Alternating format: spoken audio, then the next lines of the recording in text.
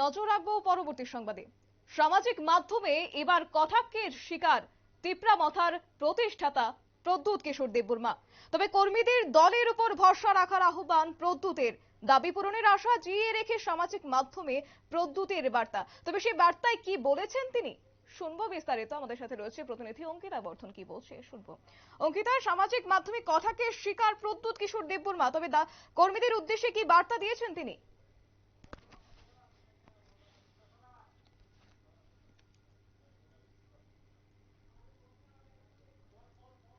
একেবারে ইতিমধ্যেই যেটা খবর রয়েছে যে সামাজিক মাধ্যমে একেবারে কটাক্ষের শিকার হয়েছেন প্রদ্যুৎ কিশোর দেববর্মা। তবে সেক্ষেত্রে বলা হচ্ছে যে কর্মীদের উদ্দেশ্যে তিনি কার্যত বার্তা দিয়েছেন যে দলের উপর ভরসা রাখার জন্য, এমনটাই তিনি বলেছেন। তবে যোগাযোগ করার চেষ্টা করব আমাদের প্রতিনিধি অঙ্কিতা বর্ধনের সাথে, কথা বলার চেষ্টা করব এবং বিস্তারিত জানার চেষ্টা করব কি বলছে অঙ্কিতা বর্ধন। তবে কর্মীদের উদ্দেশ্যে কি বা বার্তা দিলেন তিনি, সবটাই কিন্তু প্রশ্ন রয়েছে, সবটাই জানার চেষ্টা করব প্রতিনিধি অঙ্কিতা বর্ধনের সাথে। যদিও বলা হচ্ছে সামাজিক মাধ্যমে কটাক্ষের শিকার প্রদ্যুৎ কিশোর দেববর্মা।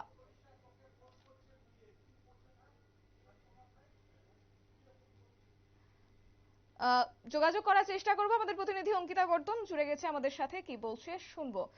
অঙ্কিতা, ইতিমধ্যেই যে খবর রয়েছে আমাদের কাছে যে কটাক্ষের শিকার হয়েছেন প্রদ্যুৎ কিশোর দেববর্মা, সোশ্যাল মিডিয়ায় সেই খবর ছড়িয়ে পড়েছে। তবে কি বলেছেন কর্মীদের উদ্দেশ্যে, যদি একটু বিস্তারিত বলো।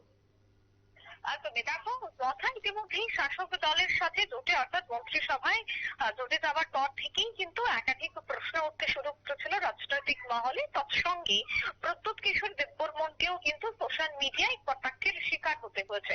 কি কটাক্ষের শিকার হতে হয়েছে? কেউ বলছেন যে আগে থেকেই নাকি তিপ্রামথা এবং বিজেপির আঘাত ছিল, 2023 বিধানসভাতেও আঘাত ছিল, এবার তা একেবারে অফিসিয়ালি প্রকাশ্যে এসেছে। আবার অনেকেই কটাক্ষ করছেন যে প্রদ্যুৎ কিশোর দেববর্মন প্রত্যন্ত এলাকা, বিশেষ করে পাহাড়ি এলাকার মানুষের মন নিয়ে খেলছে, উন্নয়ন নিয়ে খেলছে। প্রত্যেকটা বিষয় নিয়ে কিন্তু কটাক্ষের শিকার হতে হয়েছে প্রদ্যুৎ কিশোর দেববর্মনকে।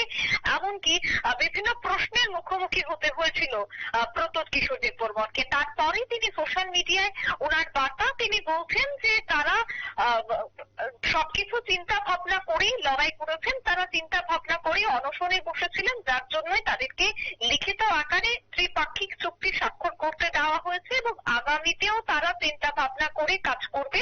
দলের যারা নিচতলার কর্মীরা রয়েছে তাদের যেন মন না ভাঙে, তারা যেন দলের প্রতি বিশ্বাস রাখেন, তারই কিন্তু আহ্বান প্রদ্যুৎ কিশোর দেববর্মন ইতিমধ্যেই দিয়েছেন।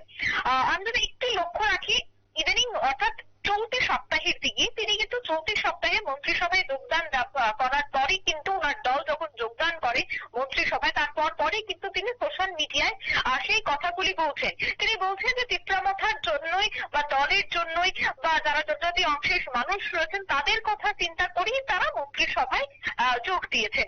কিন্তু না, সেই জায়গায় কিন্তু ইতিমধ্যেই কটাক্ষের শিকার হতে হয়েছে প্রদ্যুৎ কিশোর দেববর্মনকে। তাই এই যে কটাক্ষের শিকার, প্রতিনিয়ত প্রশ্নের মুখে পড়তে হয়। তাই আগামী দিনে কিন্তু তিপ্রামথার যে ভবিষ্যৎ, সেই ভবিষ্যৎটা একটা বিপদের মুখে পড়তে পারে বলে একটা আশঙ্কা করছেন প্রদ্যুৎ কিশোর দেববর্মন। তাই আগামী দিনে যেন কোনো ধরনের প্রভাব না পড়ে তার জন্যই কিন্তু ইতিমধ্যেই তিনি সোশ্যাল মিডিয়ায় সেই বার্তা দিয়েছেন। তিনি বার্তা দিয়ে তিনি সরাসরি বলেছেন যে আমাকে সোশ্যাল মিডিয়ায় অনেকেই কটাক্ষ করছে, আমাকে অনেকেই মেসেজ করেছে যে কেন আমরা বিজেপির সাথে আঘাত করেছি, কেনই বা আমরা ত্রিপাক্ষিক চুক্তিতে স্বাক্ষর করেছি, ত্রিপাক্ষিক চুক্তিতে আদতে কি কি উল্লেখ করা হয়েছে সে নিয়ে আমাকে প্রতিনিয়ত সোশ্যাল মিডিয়ায় কটাক্ষের শিকার হতে হচ্ছে। সাধারণ মানুষ আমাকে মেসেজ করছে।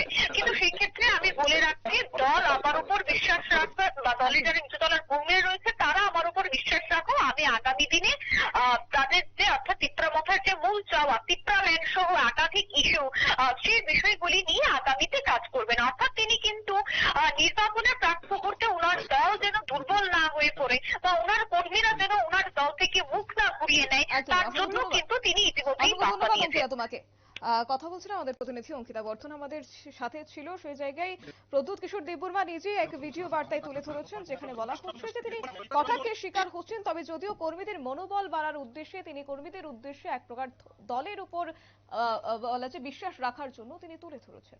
নিয়ে নিচ্ছে ছোট্ট একটি বিজ্ঞাপন বিরতি, সঙ্গে থাকুন।